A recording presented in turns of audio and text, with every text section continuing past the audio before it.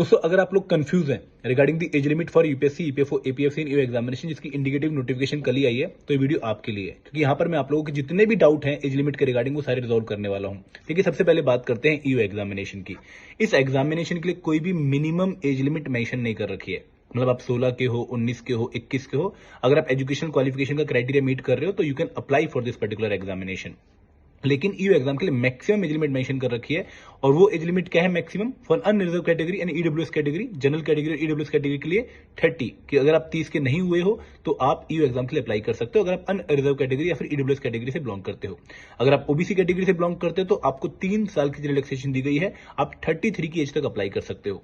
अगर आप schedule caste या फिर शेड्यूल ट्राइब कैटेगरी से बिलोंग करते हो तो आपको 5 साल की रिलैक्सेशन दी गई है, आप 35 की एज तक ईओ पोस्ट के लिए अप्लाई कर सकते हो। और अगर आप बिलोंग करते हो person with benchmark disability category से तो आप 40 की एज तक अप्लाई कर सकते हो, आपको 10 ईयर की रिलैक्सेशन दी गई है। और ये रिलैक्सेशन पीडब्ल्यूबीडी की कौन सी कैटेगरी को है, जिनके पास 40% से ऊपर की डिसेबिलिटी है। अगर आप एक्स सर्विसमैन हो, अगर आप कमीशन ऑफिसर हो, अगर आप सेंट्रल गवर्नमेंट एम्प्लॉय हो तो उस केस में भी आपके लिए 5 साल की रिलैक्सेशन आप 35 की एज तक ईओ एग्जाम के लिए अप्लाई कर सकते हैं। तो आई होप ईओ के रिगार्डिंग सारे डाउट्स क्लियर हो गए होंगे। अब बात करते हैं एपीएफसी एग्जामिनेशन की, assistant permanent fund commissioner examination की। इस पर्टिकुलर एग्जाम के लिए for unreserved category in EWS category, general और ईडब्ल्यूएस कैटेगरी के लिए मैक्सिमम एज लिमिट क्या है 35। अगर आप 35 के नहीं हुए हो तो आप एपीएफसी एग्जाम के लिए अप्लाई कर सकते हो अगर आप अनरिजर्व कैटेगरी से बिलोंग करते हो, ईडब्ल्यूएस कैटेगरी से बिलोंग करते हो।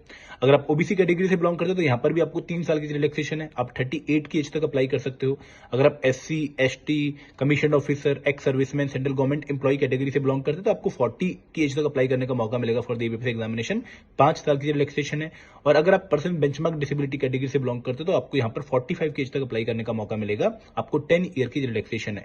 तो बेसिकली अगर हम किसी भी एज ग्रुप की बात करें या किसी भी कैटेगरी की बात करें तो जनरल कैटेगरी के लिए या फिर किसी भी कैटेगरी के 3 केस बनेंगे। अगर मैं जनरल कैटेगरी एग्जांपल लूं तो एक केस क्या है कि भाई बच्चे की एज 35 क्रॉस कर चुकी है, तो वो जनरल कैटेगरी से अगर बिलोंग करता है, ईडब्ल्यूएस कैटेगरी से बिलोंग करता है तो वो दोनों ही एग्जाम्स के लिए एलिजिबल नहीं है, वो दोनों ही एग्जाम का फॉर्म फिल नहीं कर सकता है।